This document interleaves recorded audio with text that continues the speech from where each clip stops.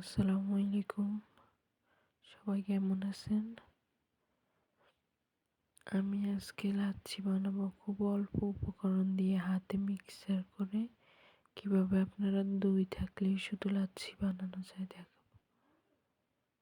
লাচ্ছি অনেকভাবে বানানো যায়, তবে আমি এটা হাতে বানাইতেছি তো কোনো রকম ব্লান্ডার ছাড়াই। যাদের ঘরে ব্লান্ডার নেই তারাও বানাইতে পারবো, শুধু দই হলেই হবে। এটা আমি এখানে দই মিক্সার করতেছি।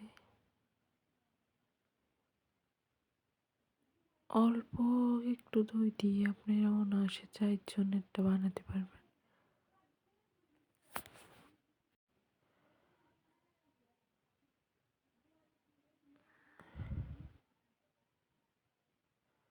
এই তো আমি এটা নিতে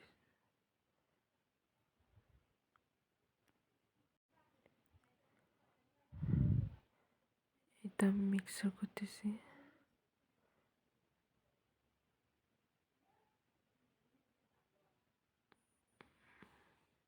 ব্লান্ডার ছাড়াই।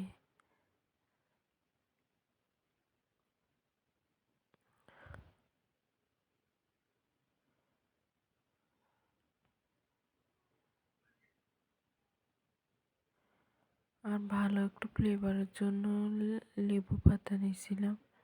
লেবু পাতা পানিতে দিয়ে তারপরে দইয়ের সাথে মিক্সার করতে আমার এখানে পাতাগুলো পড়ে গেছিল।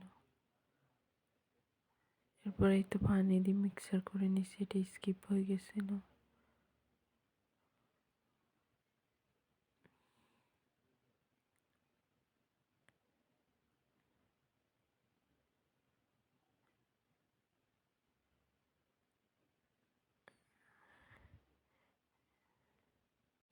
এই পর্যায়ে গুঁড়া দুধ দিয়ে দিয়েছি।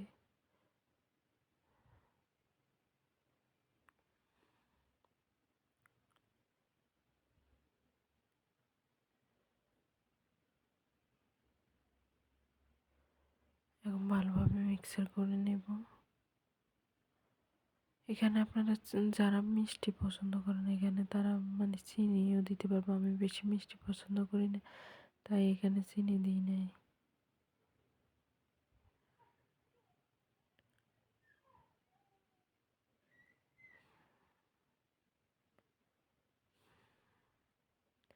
আবার ঠান্ডা পানিও মিক্সার করা যাবে। ঠান্ডা আমি ঠান্ডা পানি মিক্সার করছি।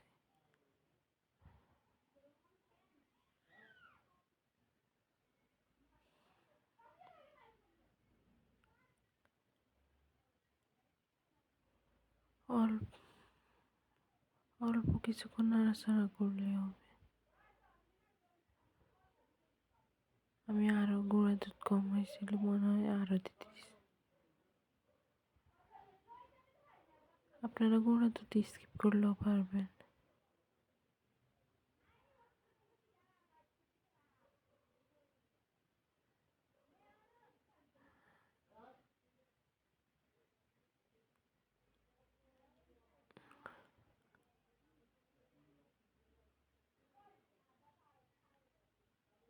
এটা আমি এখানে ঠান্ডা পানি মিক্সার করতেছি।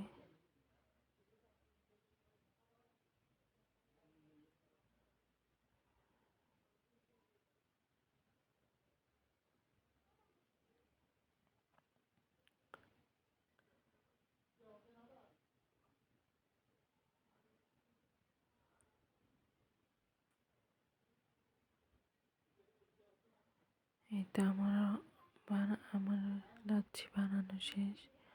এই দেখেন অল্প কিছু দুধ দিয়ে এখানে 4 কাপ হয়েছে, 4টা গ্লাস হয়েছে।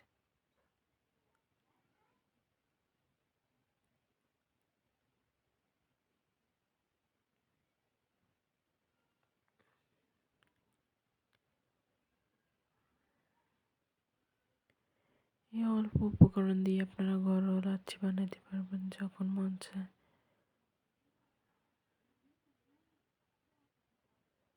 আমার ভুল ত্রুটি হইলে ক্ষমা দৃষ্টিতে দেখবেন।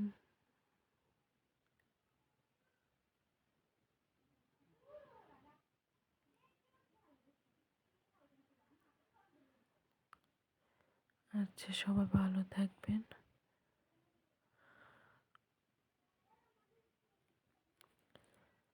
আল্লাহ হাফিজ।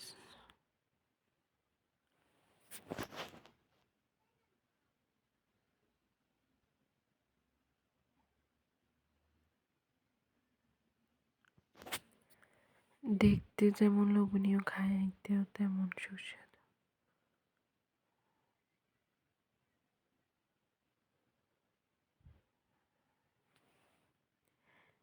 একবার ঘরে বানিয়ে দেখেন।